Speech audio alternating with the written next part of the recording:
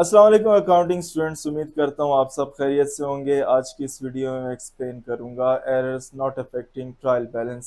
Students, इस video को and तक देखना है। वीडियो के एंड में मैं आपके साथ क्यूआर कोड शेयर करूंगा। वो क्यूआर कोड आप अपने फ़ोन से अगर स्कैन करेंगे तो ये जो नोट्स आप देख रहे हैं स्क्रीन पर, ये आप अपने फ़ोन में एक्सेस कर सकते हैं। तो students, errors not affecting trial balance क्या है? वैसे कहा जाता है कि ट्रायल बैलेंस की डेबिट एंड क्रेडिट साइड्स अगर इक्वल हो, इसका मतलब है कि ट्रायल बैलेंस ठीक है। लेकिन कभी कभार इक्वल आने के बावजूद भी कुछ एरर्स एग्जिस्ट कर रहे होते हैं, तो उन एरर्स को हम कहते हैं errors not affecting trial balance. अब ये होता ऐसा क्यों है? फॉर एग्जांपल, हम कहते हैं कि ट्रायल बैलेंस की डेबिट साइड है एंड क्रेडिट साइड है। डेबिट पर बैलेंस 10,000 है और क्रेडिट पर भी 10,000 है।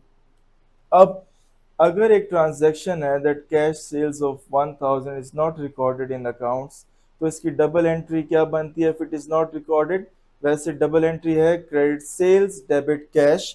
तो हमने अगर रिकॉर्ड नहीं की तो हम अज्यूम करते हैं कि हमने दोनों साइड्स पर ज़ीरो ज़ीरो रिकॉर्ड किया है, और इसके बावजूद आप देख सकते हैं कि टोटल जो है 10,000 ही आ रहा है।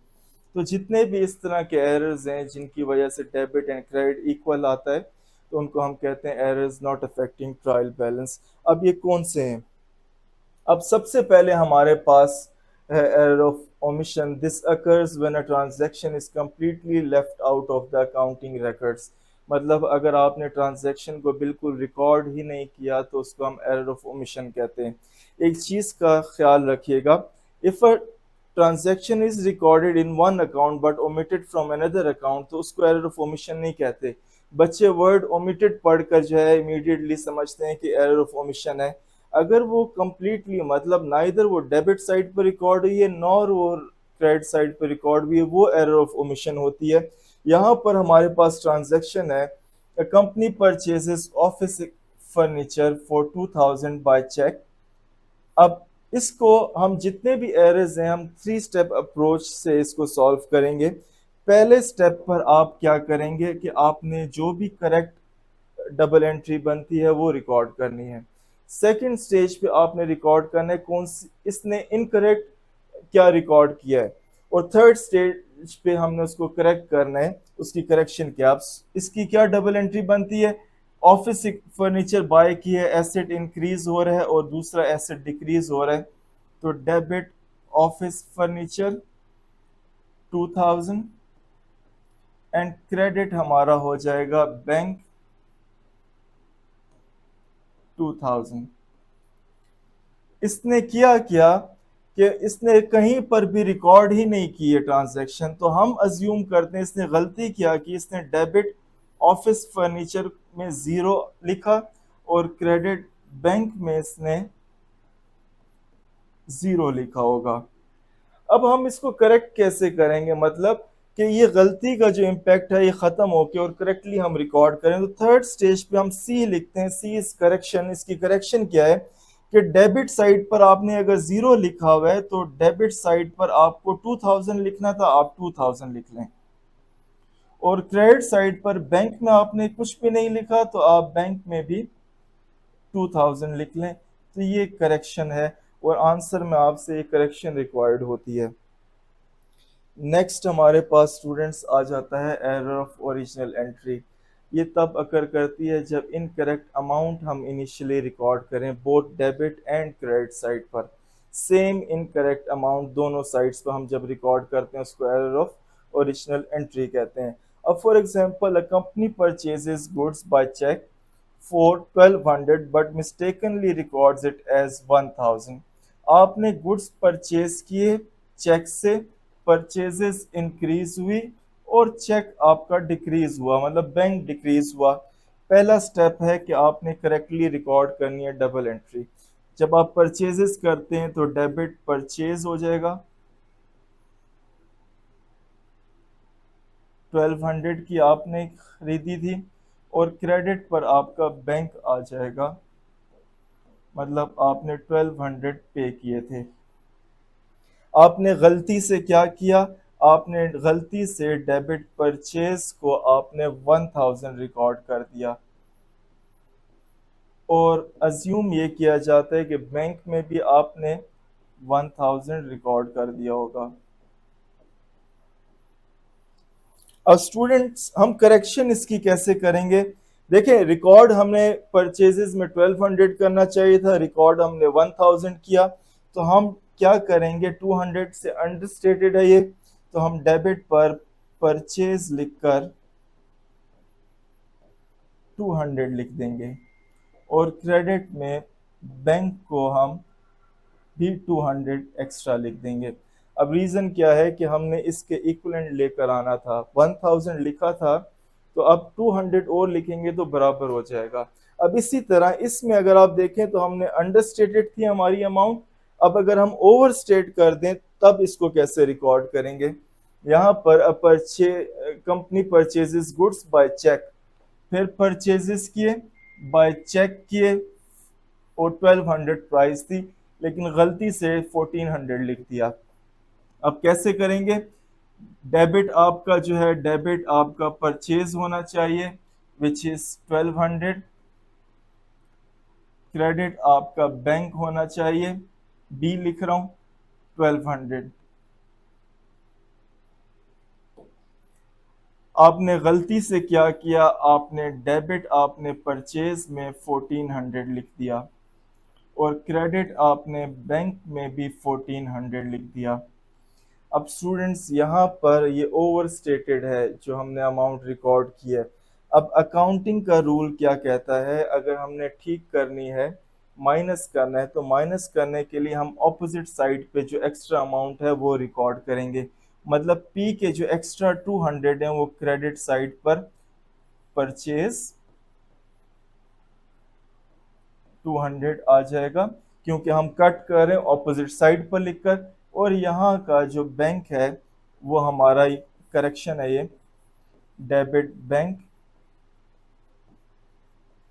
200 आ जाएगा। तो ये अगर ओवर स्टेटेड है अमाउंट तो ये एडजस्टमेंट्स हैं, अगर अंडर स्टेटेड है तो पिछली स्लाइड्स वाली एडजस्टमेंट्स हैं। नेक्स्ट हमारे पास एरर ऑफ कमीशन है।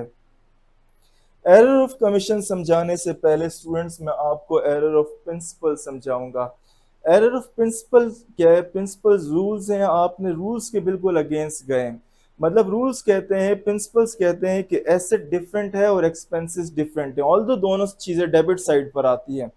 तो अगर आपने एसेट्स को एक्सपेंसेस में रिकॉर्ड कर दिया है तो ऑल्दो आपने डेबिट साइड पर रिकॉर्ड किया, लेकिन वो रूल्स के अगेंस्ट गए, आपका ट्रायल बैलेंस फिर भी बैलेंस कर जाएगा, लेकिन एरर एग्जिस्ट फिर भी करेगा।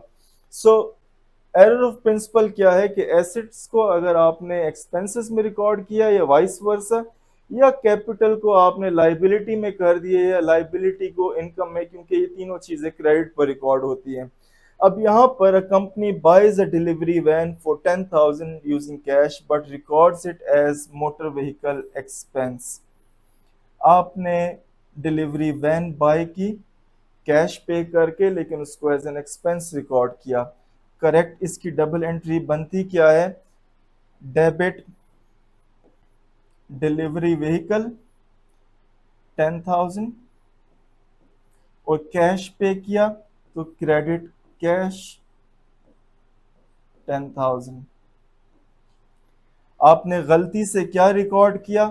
आपने मोटर व्हीकल एक्सपेंस रिकॉर्ड किया, आपने मोटर व्हीकल एक्सपेंस रिकॉर्ड किया 10,000।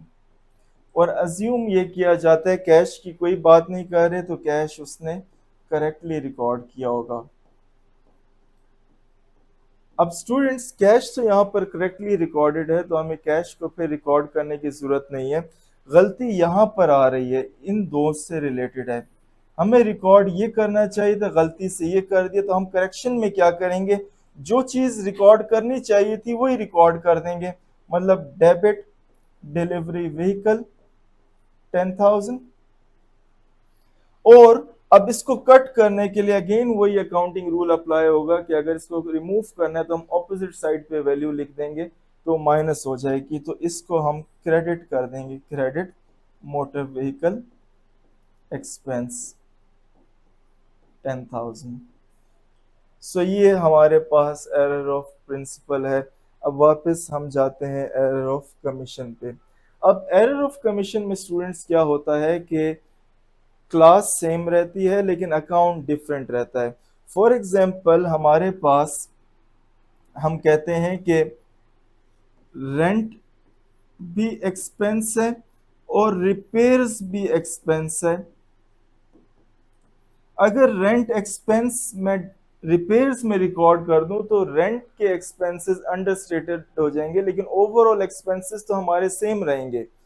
सो ये एरर ऑफ कमीशन होता है। अब यहाँ पर आप देखें, paid rent expense of 1000 but it was debited to repairs account, मतलब डेबिट होना चाहिए था रेंट के अकाउंट में और आपने उसको रिपेयर्स के अकाउंट में रिकॉर्ड कर दिया। अगेन 3 स्टेप अप्रोच है। होना क्या चाहिए था, रेंट पे किया तो डेबिट रेंट होना चाहिए 1000 और क्रेडिट हमारा बैंक या कैश 1000 बैंक आप रिकॉर्ड करें। आपने गलती से क्या रिकॉर्ड किया, आपने गलती से रेंट की जगह रिपेयर्स लिख दिया।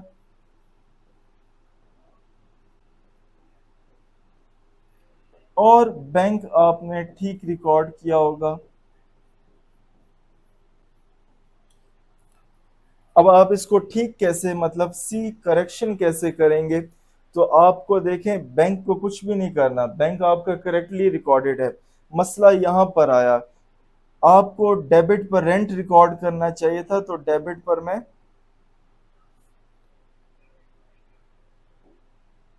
सॉरी डेबिट पर मैं डेबिट पर मैं इसको रिकॉर्ड कर देता हूं रेंट को 1000 और क्रेडिट पर मैं रिकॉर्ड कर दूंगा इसको 1000। ठीक है स्टूडेंट्स, तो यहां तक हमारा ये हो गया। इसको यहाँ पर रिपेयर्स लिख दूंगा, आर लिख रहा हूँ, रिपेयर्स क्रेडिट साइड पे कट करने के लिए रिकॉर्ड कर दूंगा। अब इसके बाद हमारे पास बाकी जो एरर्स आ जाते हैं उनमें से एक है कंपनसेटिंग एरर। कंपनसेटिंग एरर का मतलब है if error in one transaction is compensated by an error in another transaction. होता क्या है कि फॉर एग्जांपल एक ट्रांजैक्शन में आपने डेबिट साइड को ओवरस्टेट किया, दूसरी किसी ट्रांजैक्शन में आपने क्रेडिट साइड को ओवरस्टेट किया तो उसको कंपनसेटिंग एरर कहते हैं। अब यहाँ पर हमारे पास ये एरर एग्जिस्ट कर रहा है, purchases account is overstated by 1000 and sales account is overstated by 1000। अब अगेन अगर अब यहाँ पर इसको हम बिल्कुल सिंपल है सॉल्व करना। अगर आपने debit side purchases debit side पर रिकॉर्ड होती हैं, ठीक है, आप अज्यूम करें कि आपको डेबिट पर परचेजेस लिखनी चाहिए थी जो भी, और आपने 1000 ज़्यादा लिख दी, तो आप इसका इम्पेक्ट कैसे ख़त्म करेंगे, आप इसको जब करेक्शन करेंगे तो आप इसको क्रेडिट साइड पर परचेज लिख देंगे क्योंकि ये हमने कट करनी है। और अगर सेल्स जो क्रेडिट होती है, credit sales are overstated by 1000, इसको हम कैसे कट करेंगे, अगर ये ओवरस्टेटेड है तो हम इसको डेबिट साइड पर हम डेबिट सेल्स 1000 लिखकर इसका इम्पैक्ट ख़त्म कर देंगे। तो ये ज़्यादा इजी है। और इसमें एक और टाइप का भी एरर आ जाता है। अब यहाँ पर आप देखें कि दोनों डेबिट और क्रेडिट साइड्स पर एरर हुआ है, दोनों साइड्स ओवरस्टेटेड है। कभी कभार एक इस तरह का एरर भी आ जाता है, मतलब अब ये एरर क्या है, मतलब डेबिट साइड पर हमारा रेंट का एक्सपेंस जो है रेंट 1000 इज ओवरस्टेटेड, ठीक है, ओवरस्टेटेड बाय 1000। और कोई और अकाउंट है व्हीकल अकाउंट, लेट सपोज वो भी डेबिट ही होता है, तो debit vehicle is understated by 1000। तो देखिए प्लस माइनस इंपैक्ट पड़ रहा है, ये माइनस हो जाएगा माइनस हो गया और यहाँ पर ये प्लस हो गया, तो इसका अगेन इम्पैक्ट जो है वो ज़ीरो ही होगा। तो इसको इस तरह भी ये आ सकता है कंपनसेटिंग एरर हमारा। नेक्स्ट हमारे पास है error of complete reversal. Error of reversal भी जिसको कहते हैं। एरर ऑफ रिवर्सल बहुत ही आसान है। एरर ऑफ रिवर्सल में स्टूडेंट्स थोड़ा कंफ्यूज हो जाते हैं। इसका मतलब इसमें होता क्या है कि आपने ऑपोजिट साइड पे दोनों चीज़ों को रिकॉर्ड कर दिया। फॉर एग्जांपल कैश सेल्स हैं 1000 की, have been debited to sales account, credit होनी चाहिए थी, आपने डेबिट कर दी, and credited to cash account. अब 3 स्टेप हम करते हैं।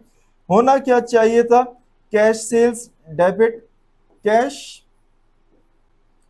1000, क्रेडिट सेल्स 1000। आपने गलती से क्या कर दिया, आपने डेबिट सेल्स कर दिया 1000 एंड क्रेडिट आपने कर दिया कैश 1000। करना ये चाहिए था और कर आपने ये दिया।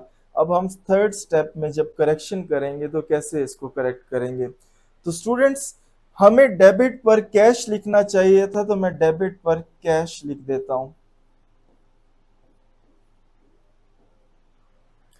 मुझे क्रेडिट पर सेल्स लिखना चाहिए था, तो मैं क्रेडिट पर सेल्स लिख देता हूं। अब ये देखिए मैंने तो गलती से डेबिट पर सेल्स किया था, इसको मुझे कट भी तो करना है।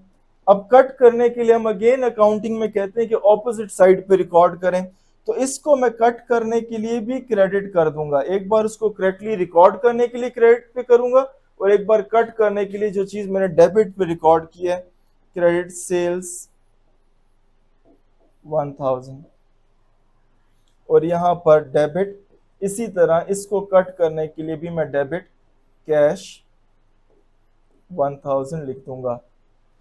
क्योंकि अब ये आप इसको देखें कि क्या हुआ कि आपकी डबल एंट्री थी डेबिट कैश 1000 क्रेडिट सेल्स 1000, आपने ऑपोजिट कर दिया डेबिट सेल्स 1000 क्रेडिट कैश 1000। अब हमने एक बार सेल्स क्रेडिट पर लिखा इसको कट करने के लिए जो डेबिट पर हमने लिखा था, और दूसरी बार हमने जो है उसको करेक्टली रिकॉर्ड करने के लिए सेल्स, क्योंकि क्रेडिट पर होनी चाहिए थी, हमने सेल्स किया। सो ये है हमारे पास एरर ऑफ कंप्लीट रिवर्सल। और अगर स्टूडेंट्स आप चाहते हैं कि ये नोट्स जो यहाँ पर स्क्रीन पर आपको शो हो रहे हैं और आप प्रैक्टिस इनकी कर सकें, आप एक्सेस करना चाहते हैं बाद में, तो ये मैं आपके साथ शेयर कर रहा हूँ। आप इसको QR कोड के थ्रू स्कैन करेंगे तो यही नोट्स जो हमारे आपको स्क्रीन पर शो हो रहे हैं विद ऑल दीज एडजस्टमेंट्स, ये आपके पास आपके फ़ोन में आ जाएंगे। और स्टूडेंट्स ये QR कोड है इसका, इसको आप स्कैन करें अपने QR कोड रीडर से, तो जो स्क्रीन पर आपको नोट्स शो हो रहे हैं जो हमने सॉल्व किए सारे, वो आपके फ़ोन में आपके पास आ जाएंगे और वहाँ से देखकर आपके नोट्स भी बना सकते हैं। उम्मीद है आज का ये लेक्चर आपको अच्छा लगा होगा और आपको समझ भी आई होगी। अपना ख्याल रखें। अल्लाह हाफिज़।